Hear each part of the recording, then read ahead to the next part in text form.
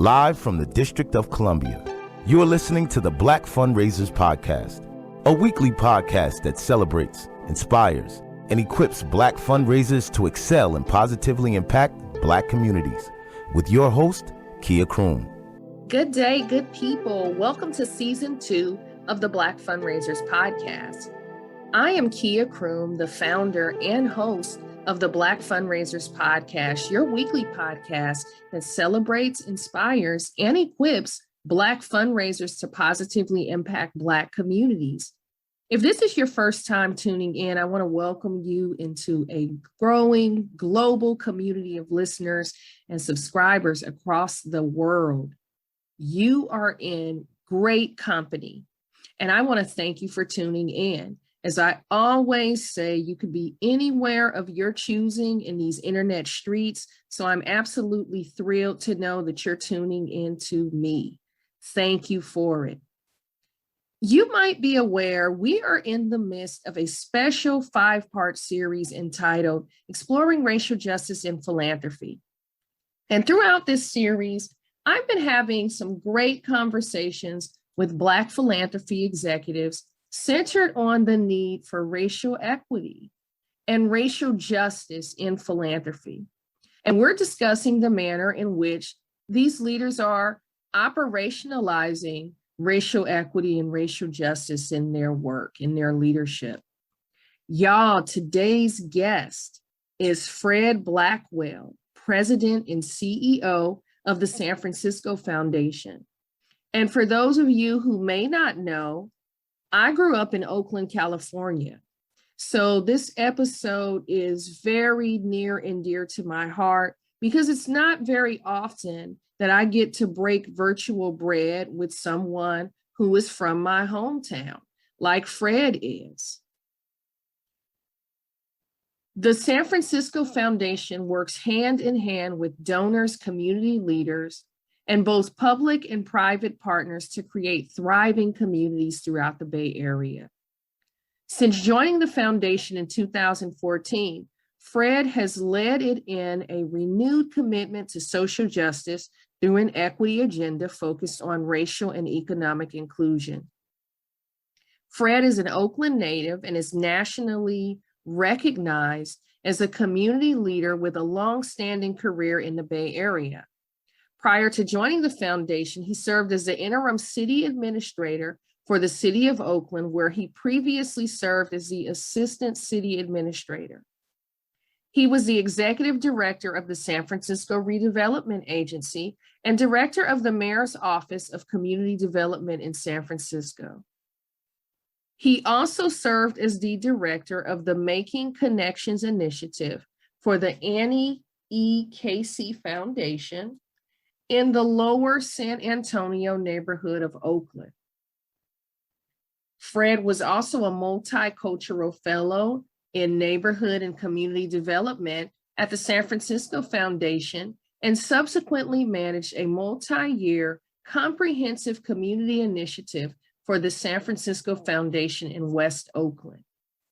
Fred serves on the board of the Independent Sector, Northern California Grantmakers, the Bridge Span Group, the Dean's Advisory Council for UC Berkeley's College of Environmental Design, and the Community Advisory Council of the San Francisco Federal Reserve. He was previously on the boards of the California Redevelopment Association, Urban Habitat Program, Leader Spring, and Leadership Excellence. He was the co-chair of CASA, the Committee to House the Bay Area. Fred holds a master's degree in city planning from UC Berkeley and a bachelor's degree in urban studies from Morehouse College. I truly hope you enjoy this candid conversation where Fred and I discuss some of the challenges people and nonprofit agencies in the San Francisco Bay Area region contend with and how the San Francisco Foundation is leaning in to provide resources and assistance and even inspiration to them. Fred and I explore ways the San Francisco Foundation is uplifting Bypac-led nonprofits to ensure that they are funded to address the inequities impacting their constituents. We also discuss just what will it take to get more women of color in the philanthropy C-suite and so much more. We share a couple of laughs during the bonus question segment. Y'all, this episode might be a little lengthy, but you're in for a real treat, I promise you. So without any further ado, let's get into it. Hang tight as I bring Fred Blackwell to the Black Fundraisers podcast stage for some town business. Hello, Fred. I'm delighted to have you on the Black Fundraisers podcast. How are you? I am good. Thank you for having me. Excellent to have you. And what better time of year than to have you sit down for a conversation with me than Black Philanthropy Month? That's absolutely right. I'm excited about the month and excited for us to be able to talk about, celebrate, acknowledge, frankly, what fundraising and philanthropy and grant making looks like in our community. Absolutely. Fred, so I got to get my icebreaker in here.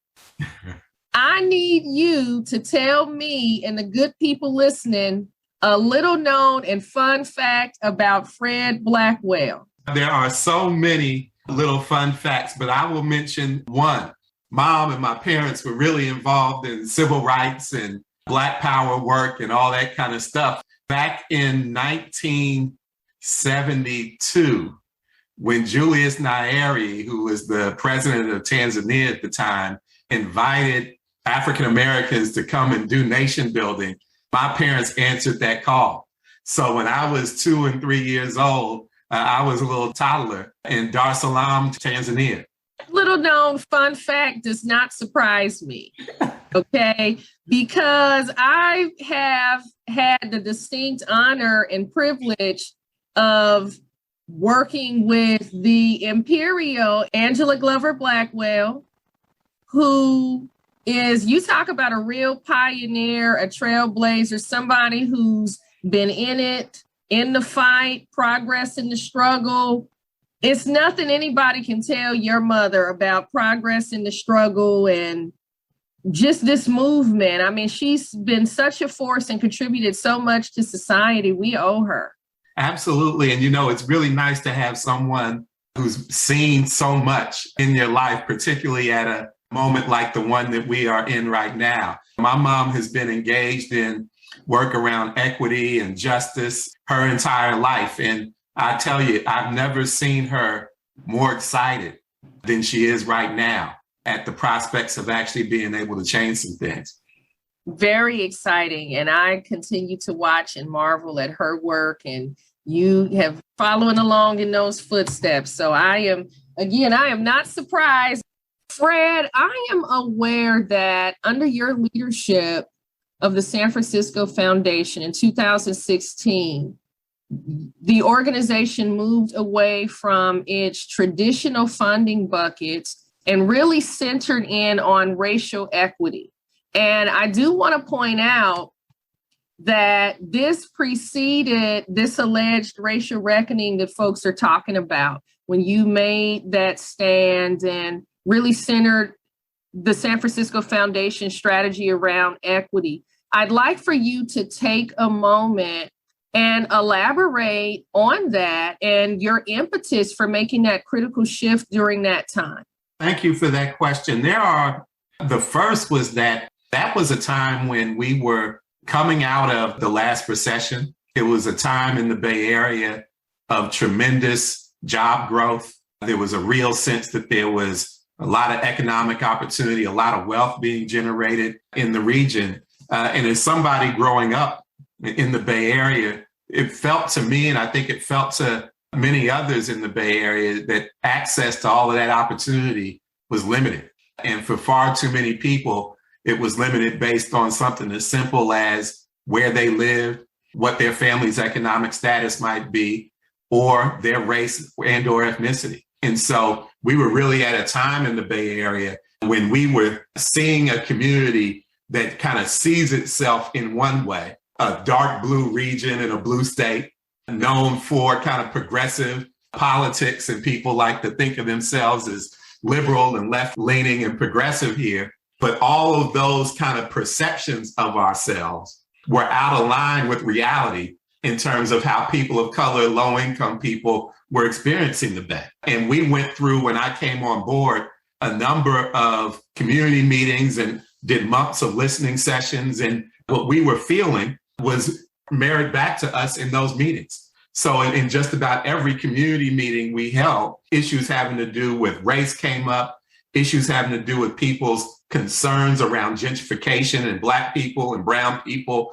being pushed out of the neighborhoods where they grew up in and or worked, concerns about economic opportunity for people's kids and families. All those things were coming up in those meetings. And so what we were feeling was really confirmed by our conversations with community. And so I think both of those things really contributed to the work that we are engaged in. The only other thing I would mention is that this summer, for a lot of people, or last summer for a lot of people, issues of like tensions and disconnects between law enforcement and particularly the African-American community became visible to a lot of folks. But as you know, this is not stuff that was new to us at all. And back in 2015, when we engaged in this work, was when there was a whole nother wave of this stuff going on. And so the backdrop to a lot of our planning right now felt like what's the backdrop to a lot of the work that's going on as we speak today. And so again, we just thought that this was as the community foundation serving the Bay Area, that this was a dynamic that we needed to be responsive to. And you're absolutely right. We drew this line in the sand and reorganized our work before the election of Donald Trump, before the murders, and I don't want to even name all the names of Black folks who've been killed in the hands of the police, because we saw this as an issue back then. And frankly, when we drew that line in the sand back in 2015, we were late. Late, but on time with what was happening, the feedback, the listening sessions. I lived there. This is a special conversation because I'm from the same place that you are from. I grew up in Oakland, California, in East Oakland, 73rd and Holly Street. And It still looks and feels like it did in the 80s. Mm-hmm.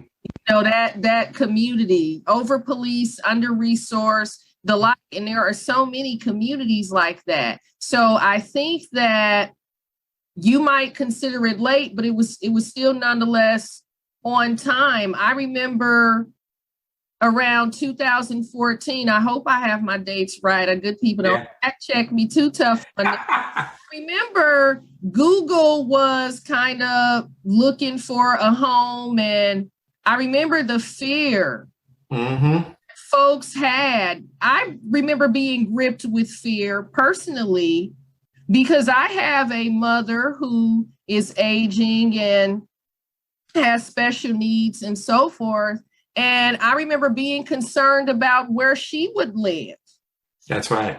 Where she'd be able to afford to live. Especially the studio apartment that she had been renting in Richmond, California, bottom dollar, right? For so long. So you're absolutely right. Might not have been timely, but was timely nonetheless, as people were really looking at those issues. And I remember during that time, the movement that was happening on the ground in Ferguson. That's right. And how that cascaded and reverberated across the country, this undercurrent of gentrification, real issues. Mm-hmm. Absolutely. Real issues.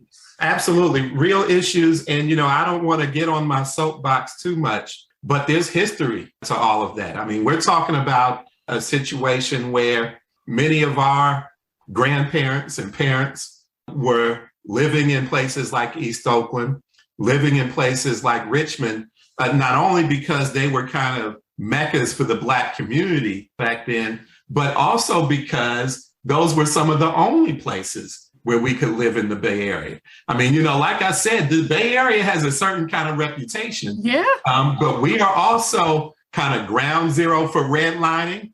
We're kind of ground zero for the kind of land use decision-making and zoning decision-making that is exclusionary. We're guilty of having restricted covenants on houses and the opportunities to buy. And so we look at the history, and we were not allowed to live in certain parts of the Bay Area, and so therefore had to be in these places. And then when we were in these places, we couldn't get the same kinds of loans that other people could get in order to buy homes. When we did get those loans, they were predatory. And then you kind of fast forward to a situation where folks have discovered places like Oakland, East Oakland, West Oakland, Richmond, Bayview, Hunters Point are starting to invest in it. And for me, I think it's criminal to hold people back, to not let them have access to capital. And then all of a sudden, when these places get hot and capital's coming and you're investing in these neighborhoods and nice restaurants are showing up, you got the ability to go shop in these communities. And that's going to be the very time that you push people out of communities that they've lived in for years and decades and generations. That's beyond not right. That should be illegal. I agree with you. And we've seen it. I don't live in California anymore. I live in Northern Virginia, just outside of DC. And I wonder how some of the people in my family are surviving right now with the cost of living being as exorbitant as it was. Yeah, I do remember when Bayview, Hunters Point, there's a development that sprawled since I left there. Quite a cash cow. And I remember having conversations with Estelina, God bless her soul, over in Bayview, Hunters Point, a woman that lived in that community until the day she died and would tell folks, you're going to have to take me out of my house feet first. Hold out. And she held out until she went on to be with the Lord. But I'm just simply saying, painting a picture for the good people listening. Yeah, these issues are real issues, and they're not exclusive to the Bay Area. We see the same thing happening in DC and Detroit and some of these other communities. So what I'm saying to you, Fred, is it's encouraging that a person with your lived experience, your emotional IQ and compassion, and your activism that is really, I believe, like in your DNA, you grew up with it, you were reared with it, is in a position to lead an organization like the San Francisco Foundation that can be responsive to the pain that people are experiencing. I'm very encouraged by that. Yeah, well, thank you. And it's a real honor, frankly, to be in a position to be able to provide fuel to the people on the ground who are sometimes providing services and doing that level of work, but sometimes fighting against the decision-making and the systemic racism that we see around you. You just mentioned Espanola, being able to provide support to people like Espanola, who was a mentor to me and was always calling me out when I was doing stuff wrong, it's a real honor. She would hold some folks accountable. Listen, absolutely. Espanola turned many meetings out. You know, I've seen folks walk away with real egg on their face. I'm not going to name none of them, good people listening, but she was unabashed. She was Bayview, Hunters Point, born and bred until she died. Okay. That's right. But as you and I know, there's an Espanola everywhere. Absolutely. Black women have been kind of on the front lines of protecting their families and their communities for a long time in this country. And one of the things that's exciting to me about this moment is that we're in a moment where there's a little bit more recognition around the role that people like Espanola and others play in the community, and there are more resources going their way. I mean, it's not perfect. We're talking about, Black Philanthropy Month. There's a lot more that could be going to those kinds of things and those kinds of individuals. But I've seen a change in terms of how folks in philanthropy, and even folks in philanthropy that don't look like me, are thinking about the role that people like Espanola and other activists and leaders of community-based organizations deserve access to the kind of support that they need in order to serve their community. Yeah, so you just touched on something. Want to honor Espanola's legacy in this conversation. I mean, this is hard work that we do in a nonprofit in the philanthropy sector. And when I come across people that are courageous like her, it's encouraging. It gives me that fuel to do the work that I've been doing for almost 20 years as a fundraiser for nonprofits across the country, right? And you touched on something, and I want to go to my next question for you. I had the pleasure of working as a fundraiser for nonprofits in Oakland, Richmond, Moran, San Francisco, throughout Los Angeles, but I want to just stay Bay for the purpose of our discussion. Worked for organizations led by Black, Indigenous, and other people of color, which for those who don't necessarily know that nomenclature, we abbreviated using the word Bypac. I've worked for those organizations, and my experience, like you already know, is they had been starkly underfunded compared to some of the white-led counterparts, some of which I had the pleasure of working with all the same, right? Interestingly enough, these BIPOC-led organizations, my personal experience is that they served higher volumes of constituents, people in need, than their white-led counterparts and with fewer resources. And I stand on that. That it was my lived experience working as a fundraiser in the Bay Area, worked for a plethora of organizations. And of course, we know research shows that, yeah, BIPOC-led organizations do get a raw deal and do encounter barriers to funding, philanthropic redlining, and have been victims of that for decades. So my question to you is, how is the San Francisco Foundation helping to create a more level playing field where BIPOC-led agencies can thrive? Yeah, that's a great question. Thank you for asking it. Just I'll start with saying that the first step is in creating the expectation that things will be different. We developed our North Star around racial equity and economic inclusion. We also said to ourselves as an organization that the way that we were going to go about moving the needle was by moving more resources to organizations that were led by and working in communities of color. You know, we're now at a point where north of 60 or 70% of our grant making dollars are going to organizations that fit that profile, especially our discretionary grants. And so that's something that's really important to us. And there are a few things that I think are important in terms of how we accomplish that. One is we set out a goal. We said that in our grant making cycle, it's really important for us to have this pool of folks in the mix and to be supporting those kinds of organizations.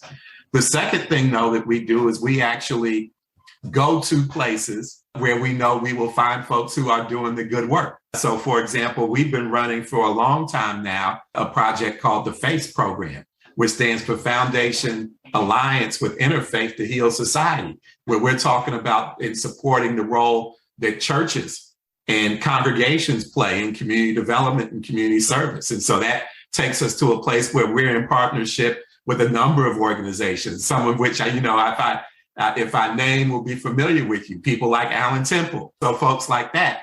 But we also, our trustees made a really important decision in December of last year. They decided that they were going to increase spending from the foundation's endowment and to dedicate that incremental increase to organizations led by, again, working in communities of color, but also pursuing transformative and systemic change. And so with that, we've gone out and we've pounded the pavement, maybe not pounded the pavement because we're in this Zoom world, but we are getting on the phone, we're getting on Zoom calls, and we are reaching out to Black-led organizations, Latinx-led organizations, Asian-led organizations, and we're asking them, what are your needs? What are the things that are happening? Who are the folks in your networks? Who else should we be talking to?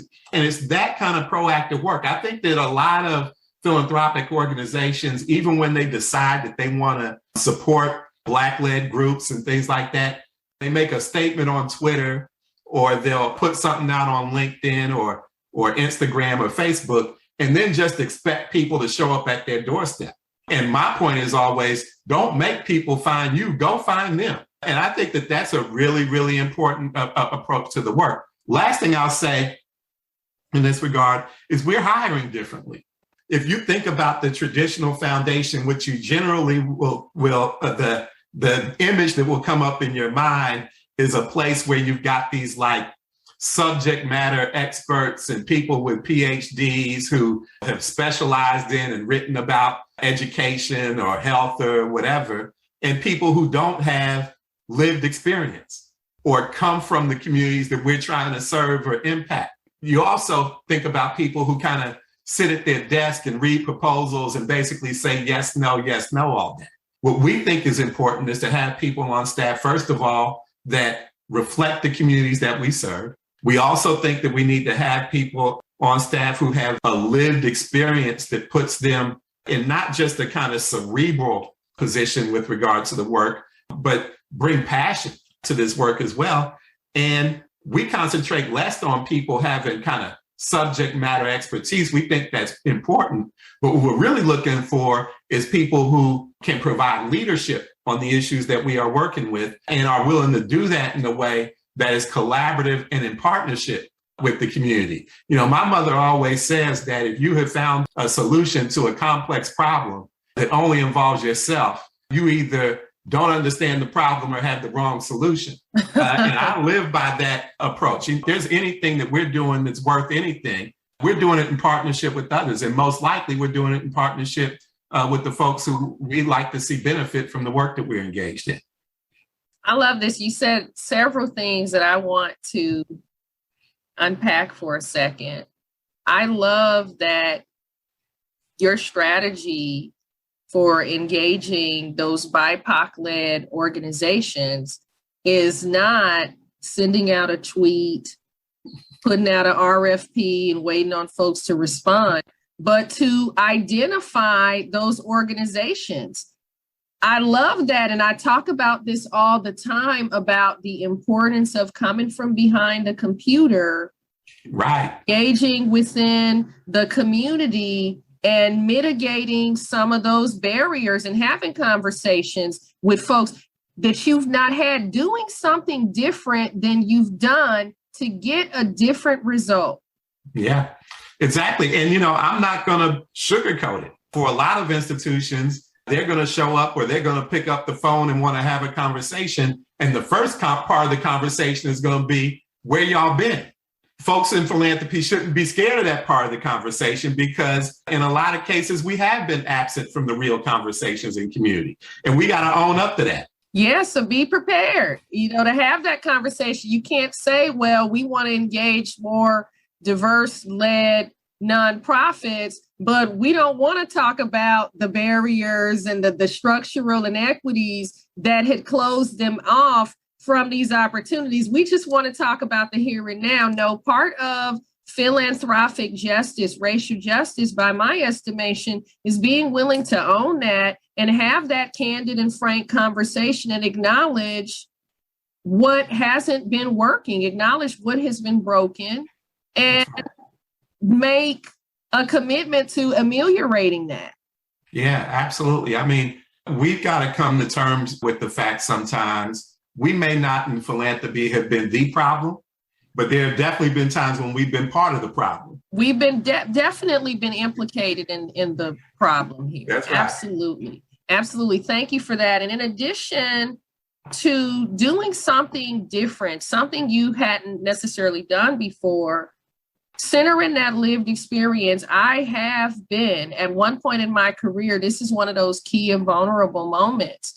I was that fundraiser that was a little intimidated by engaging program officers and so forth that are these subject matter experts that have this wealth of knowledge. Maybe they contributed to the SIR or things or something like that. That went out the window really, really quickly.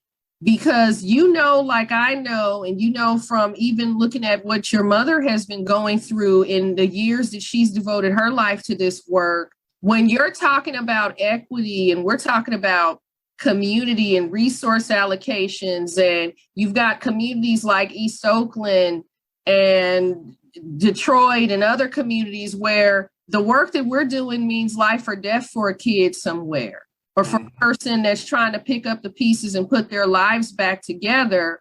Me being intimidated by your title and your subject matter knowledge goes out the window, because I'm about my community, I'm about my folks, and economic inclusion and mobility. So I had to learn how valuable my lived experience really is, and put that aside. You said something really important, which is sometimes this is about life and death. It makes a difference when you have somebody on the other side of the table inside of a philanthropic organization who you can talk to, who you can have access to, and who you don't have to explain that this is a dire situation. Just to give you an example, recently, I had somebody reach out to me who has deep tentacles and roots in the community. And this brother was in the middle of trying to negotiate a truce between two warring gangs in a community, in a neighborhood here in the Bay Area.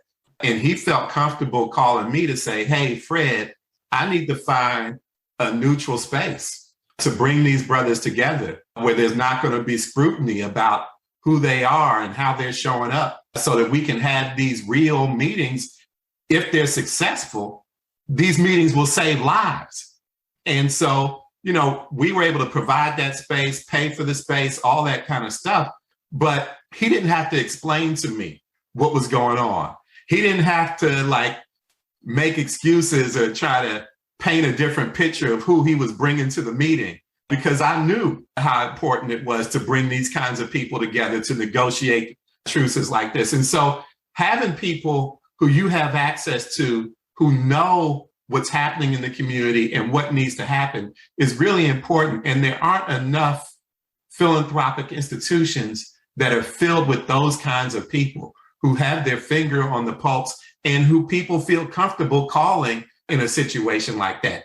And I think by not having that kind of staff on board, we are missing, as philanthropic institutions, really important leadership opportunities to improve our communities. So this isn't just about this being the moral or the ethical thing to do. This is the practical thing that needs to happen if we expect to move the needle on the issues that we say we care about. Absolutely. These deeply rooted social issues that are impacting communities of color. It is not a laughing matter. And like Darren Walker says, it's not just that nice, benevolent thing to do. That's right. This is serious business. And I'm encouraged that we're seeing some progress in the philanthropy sector, but I'm also aware that we've got a long way to go when you talk about diversity, when you talk about just really centering in, like Susan Taylor Batten talks about often, on building power and voice within communities of color, within organizations led by people of color. We've got some real water to tread here. Yeah, and what's interesting about that is that far too many people think that they when they check the diversity box inside of their organization that the work is done.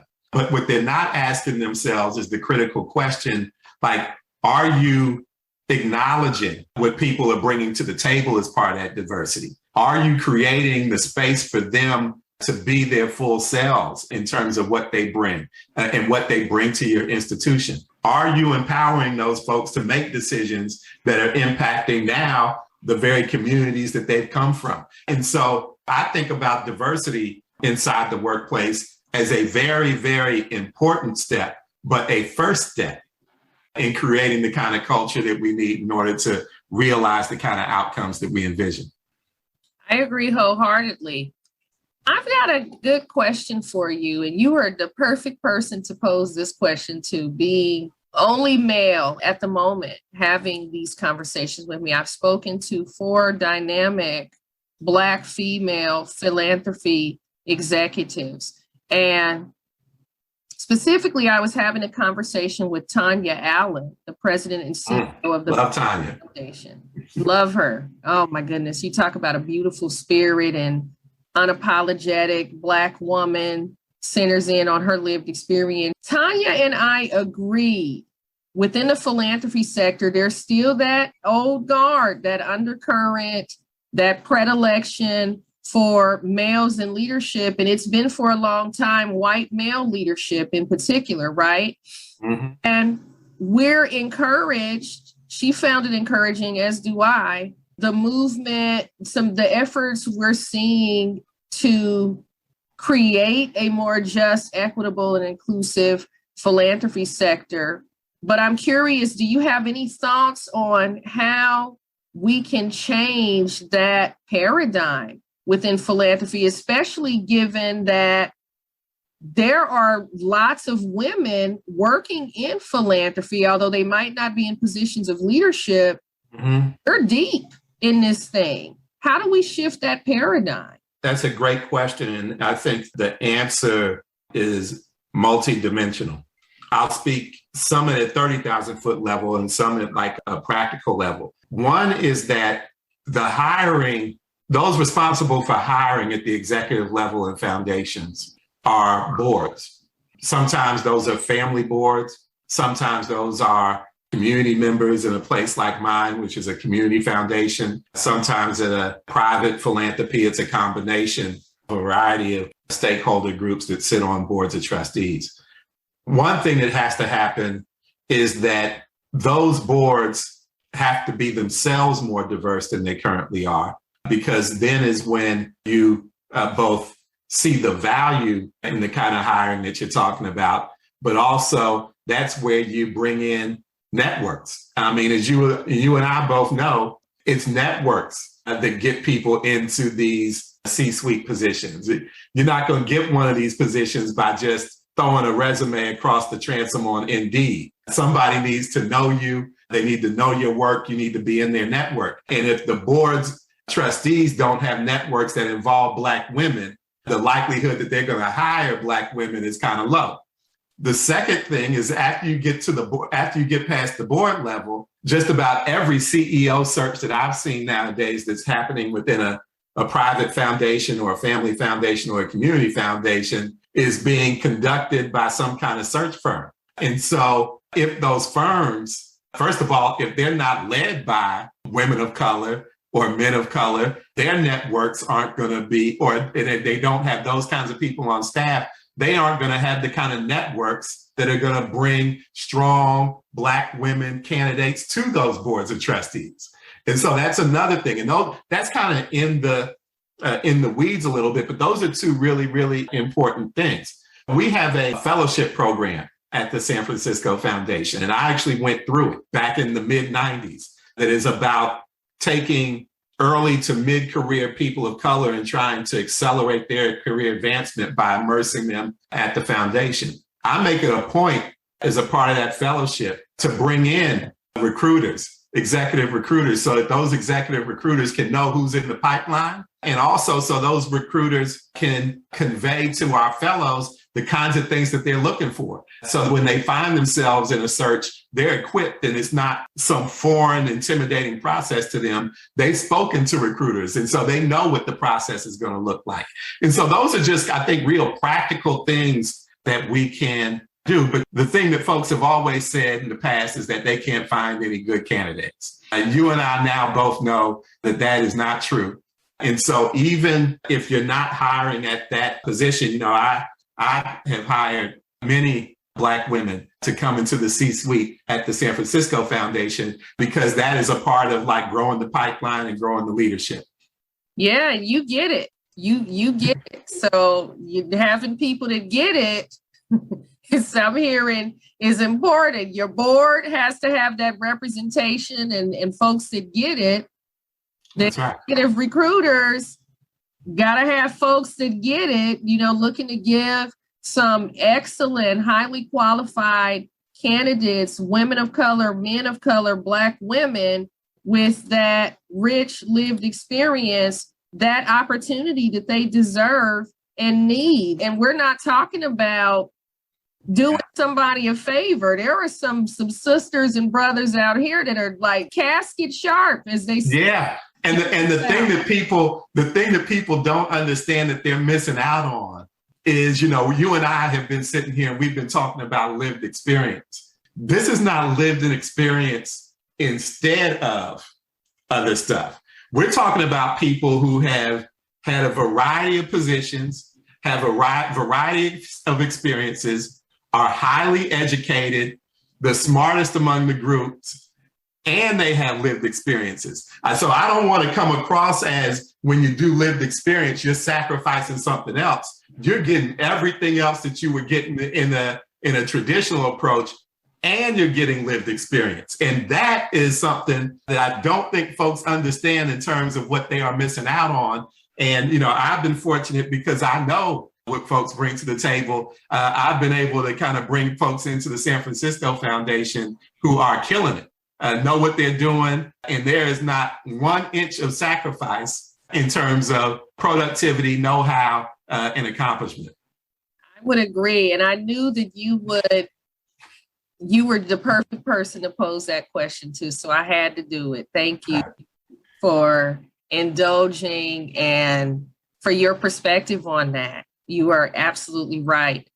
I got one last question for you before we get to the bonus question where we have a little fun here. Although this has been quite enjoyable. Call me what you want. I love having conversations with leaders like yourself that are really invested in turning this sector around and making it more just and equitable. Fred, over the last year, we saw the corporate community pledge an estimated $50 billion in charitable gifts for nonprofits in the name of racial equity. We heard organizations affirm that Black Lives Matter and condemn the murders of George Floyd, Ahmaud Arbery, Breonna Taylor, otherwise. We've seen the Ford Foundation and others announce new funding priorities and new dollars for racial equity. How do we ensure these resources continue to flow in a way that's impactful? You just asked the $1 million question. When I started to see these commitments get made and these pledges get put out there, I was both excited and concerned. I was excited because people were making pledges with dollars amounts dedicated to racial equity that I had never seen before. But I was also concerned what was a different moment for sure. As I talked about earlier, there are all kinds of things that are different about this moment than any other time I've ever been engaged in. Would the moment turn into the kind of sustained investment and commitment that it would take to actually make change? Because $50 billion or whatever the number is great. But if it comes with the expectation that we'll end systemic racism in 3 or 4 months or even a year, then it's a setup for failure for all of us. So I've been actually surprised by the amount of time that I have spent telling people, yes, I want you to have a sense of urgency around this, but I also need you to slow down and really think about how you want those dollars to hit the community. Make sure that we are prepared at the community level to absorb those dollars and spend them well. Let's think about this support that's coming from these institutions as multi-year support rather than 1-year support.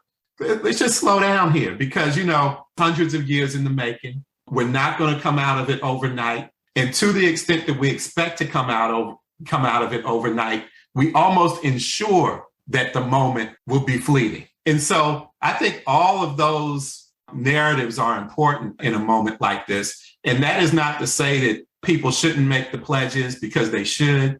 And it's not to say, like I said, that people shouldn't feel urgency because the community certainly feels urgency. But we need to have the right expectations around what it's going to take, how long it's going to take, and what everybody's individual work it is to make sure that we're engaging in this work in the right way. That's a really good, solid perspective on that. Yeah. The urgency, we just talked a moment ago about that life or death.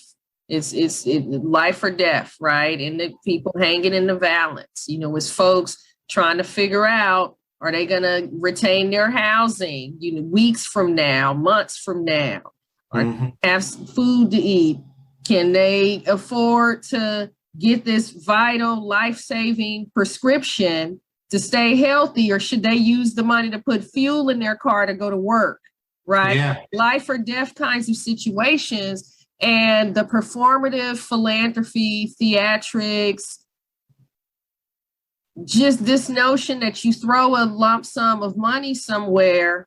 There are companies that did that.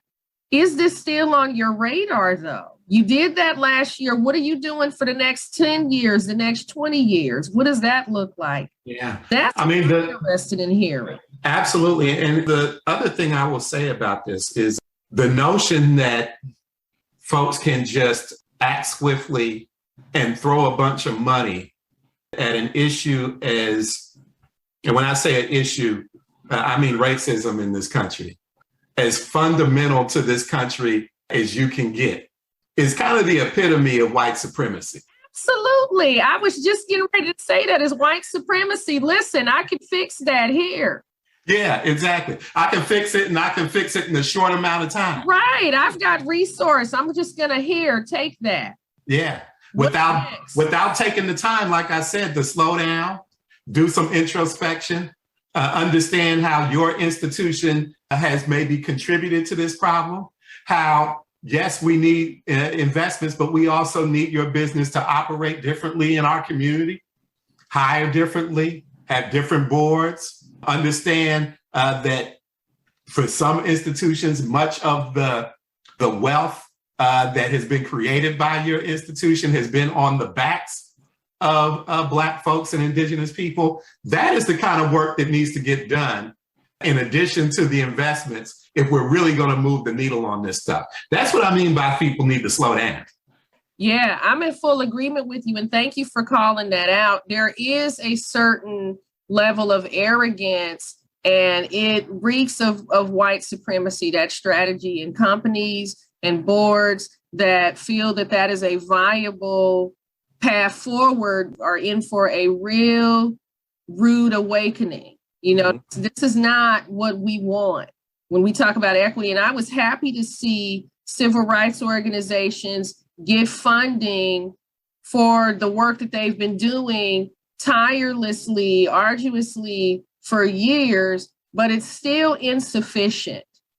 To look at the fact that you've got organizations who literally, if you look at a baseball field and you look at BIPOC-led organizations sitting on third base, while white-led counterparts, organizations led by whites and otherwise, are on first base. We're looking at politics like, who's on your board, where your CEO went to school, and so on and so forth, and what networks they're tapped into, and lending credence to that and making funding decisions about that, and treating philanthropy as more of a beauty contest.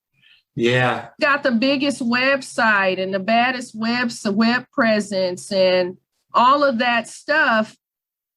You've got organizations that literally, I tell people this all the time, are holding up their communities. They are a lifeline. I'm talking about the woman in Southeast DC who, during the pandemic, provided meals out of her home for children to eat, to ensure that kids in her neighborhood were eating. And the women that were laundering clothes for kids and making care packages and social distancing. There are people that are doing what is not considered, this isn't glamorous stuff, that are really in the trenches and being left out of networks, being met with barriers. but nonetheless, still persevering and struggling to do the work, the mission critical work that they found it to do.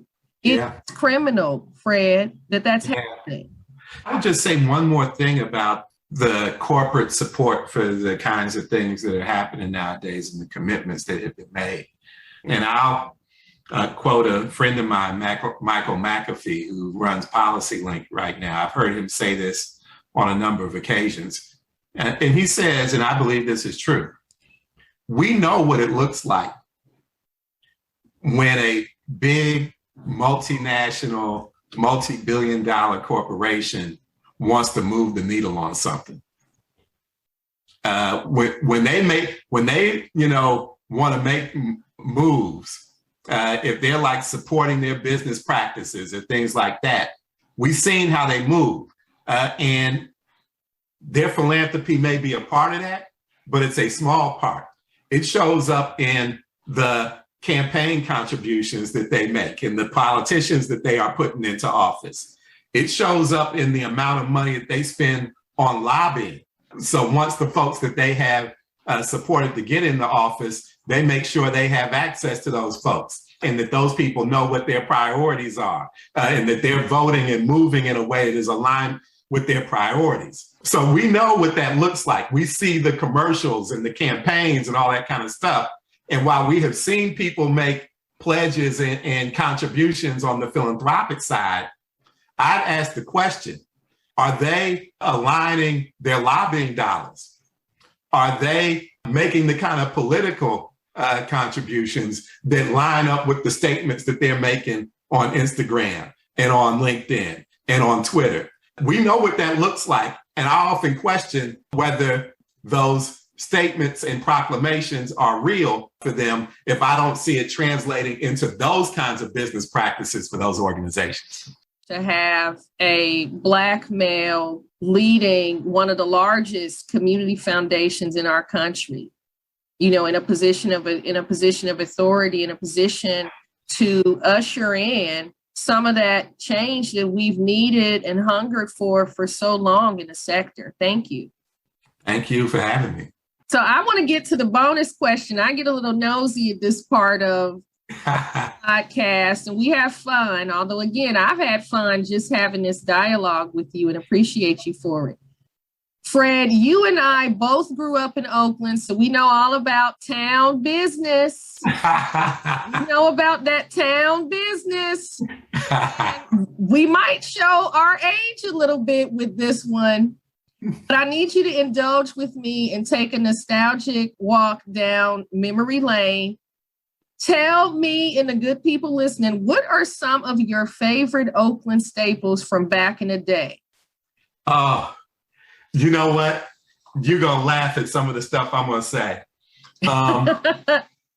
One is the smell of Flint's barbecue. When you're driving down Shattuck. Yes. It's no longer there, but there was you could smell Flint's from a mile away when you were in Berkeley and driving down the street. Two, I went to Morehouse College, and I'm really about to date myself right now. And while I loved Morehouse and I loved Atlanta and the experience there, I really missed home. So whenever I went home, I used to on my VCR record Soul Beat and bring Soul Beat back with me to college at Morehouse when I went back because I just missed not only the videos, but you remember the commercials were off the chain.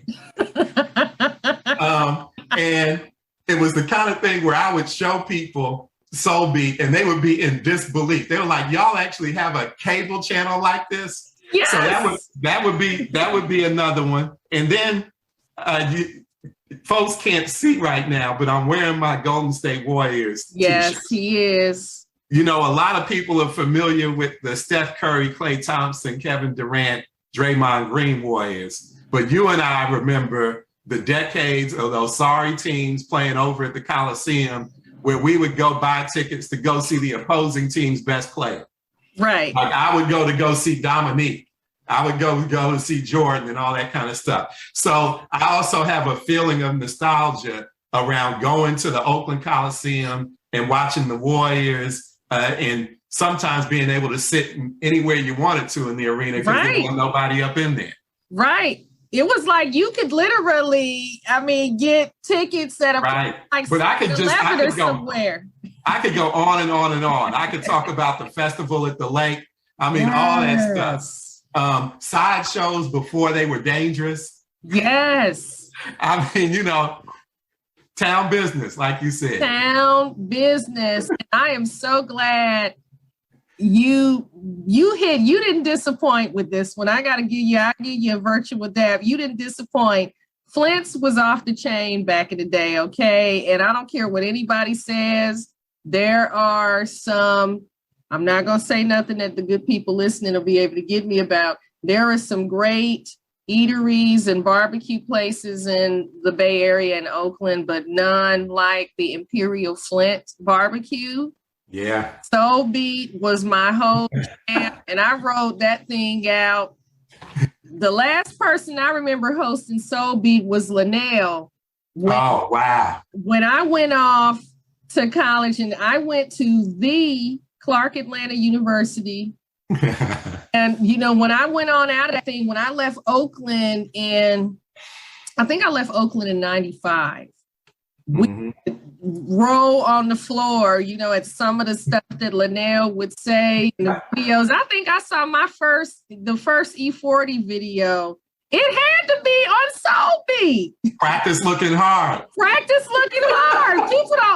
People don't know about this. Was before Sprinkle Me and before, the glow up. Yeah. E40 and the whole sick with it. Soul Beat was the truth. And not only that, I'm going to give you another one. Mexicali Rose. Oh, it's closed. I do know it's closed. We talked back in the day. Talk of the Town.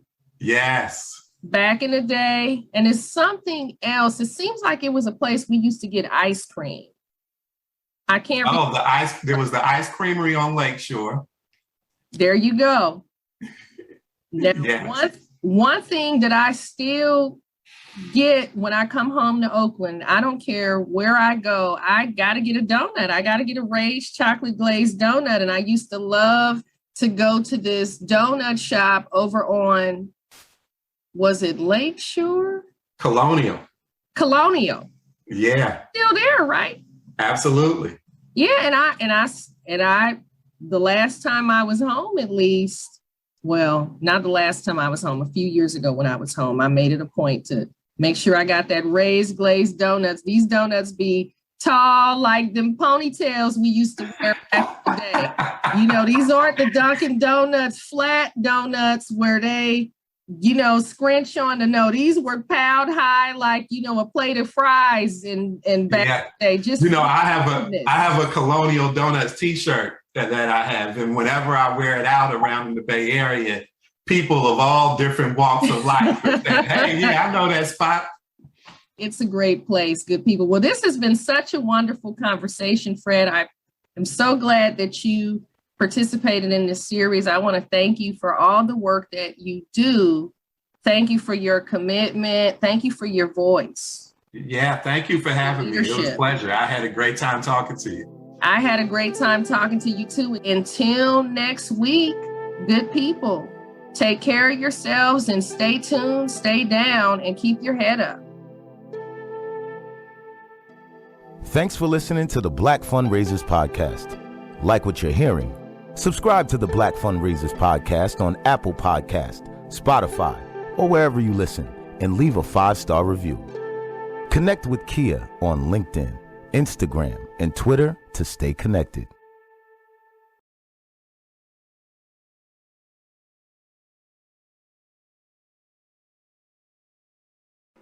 Hello, thanks so much for stopping by. I am Kia Croom, and I'm a fundraising professional and DEI champion. I am in pursuit of racial justice for people of color and communities of color. I'd love to explore ways we can work together to change the world.